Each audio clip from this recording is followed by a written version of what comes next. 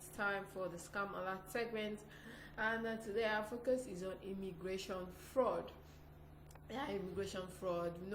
Nigerians are always leaving the country, looking for greener pastures, looking for better economic opportunity, looking for better educational opportunities as well.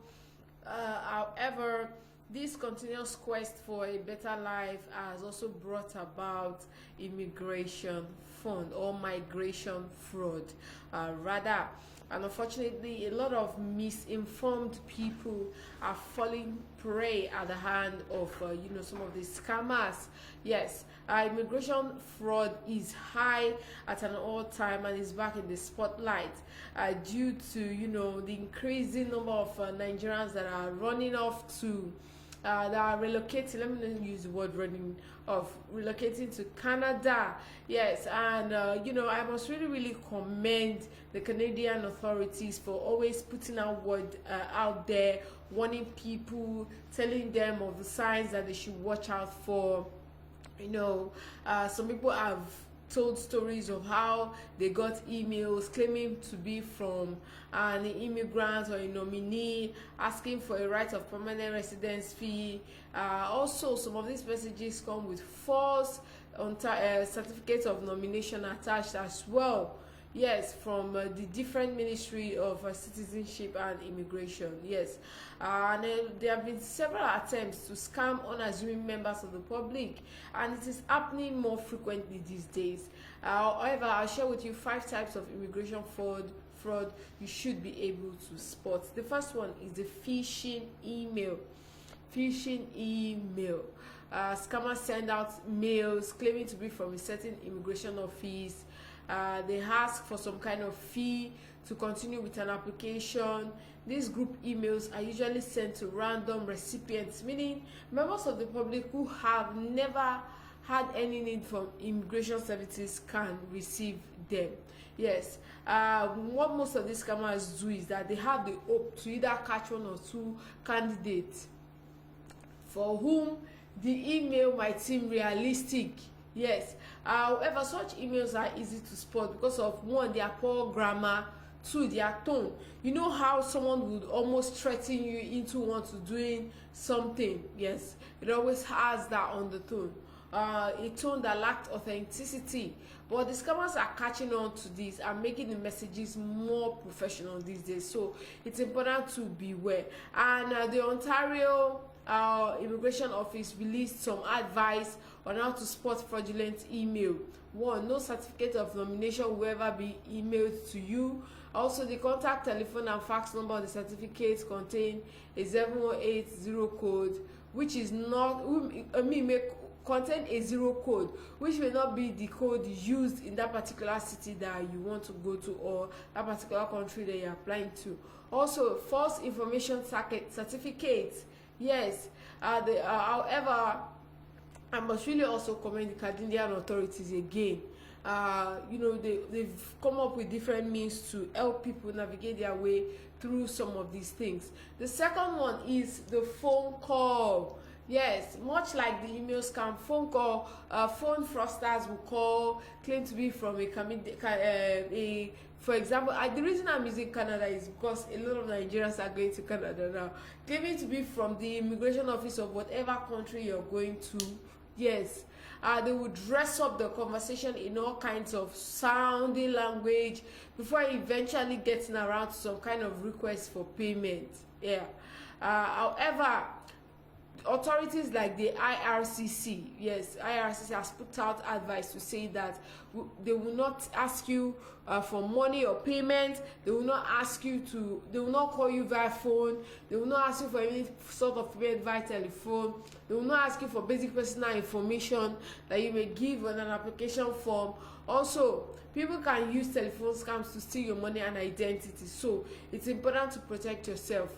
You should also be careful of scams asking for details like your credit card PIN, your bank accounts or password number, or any other type of classified information.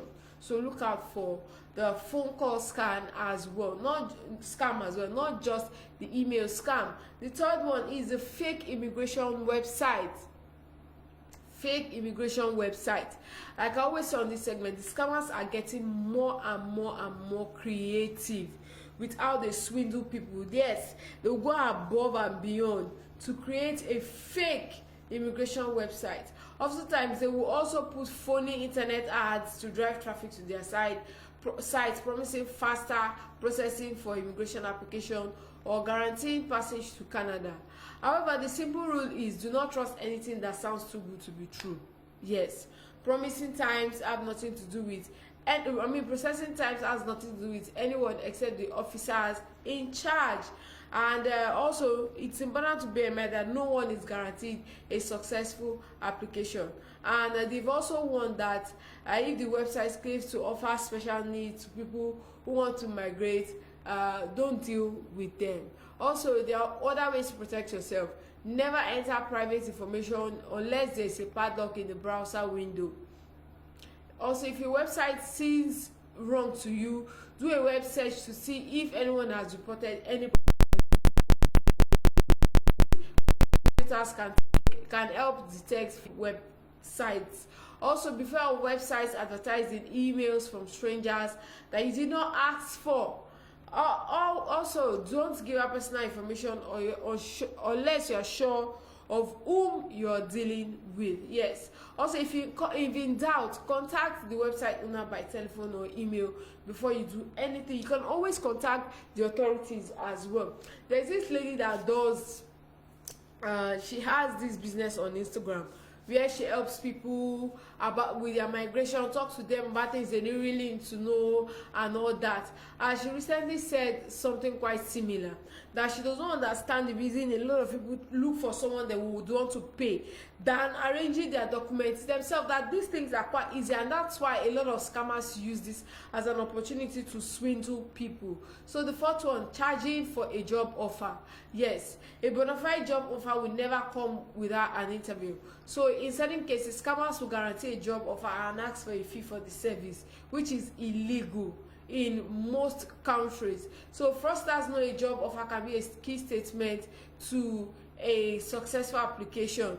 Often a paid job offer will never materialize, or if the authorities find out about it, the candidate's case could be rejected. So keep your eyes peeled. The fifth one, fake immigration lawyer or immigration consultant. There are so many of them. They are even now on Instagram. There are so many of them, cheating people out of their hard-earned money, whether it be services or you need an attorney or anything like that. Yes, candidates who believe they are on the verge of a successful application and find themselves rejected because of an unlicensed immigration consultant they use. So make sure that your consultant is registered. Yes, is registered. Also, countries like Canada do not take it very lightly. So immigrating to countries like Canada is difficult for vast majority of intended participants or applicants. There are 14 different jurisdictions which have a role to play, and rules changes every week. So it is better to hire a licensed and a professional immigration lawyer or an agent. So however, what's the difference between hiring a lawyer and a licensed consultant?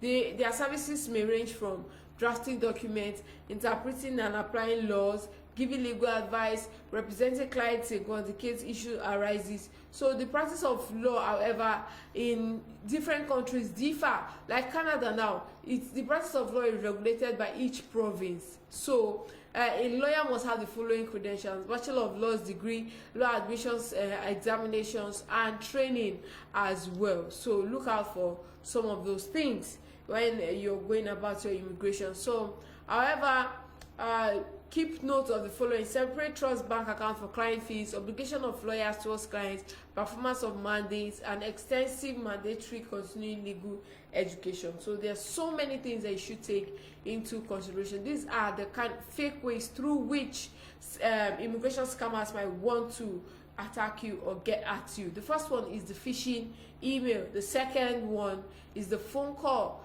The third one, the fake immigration website.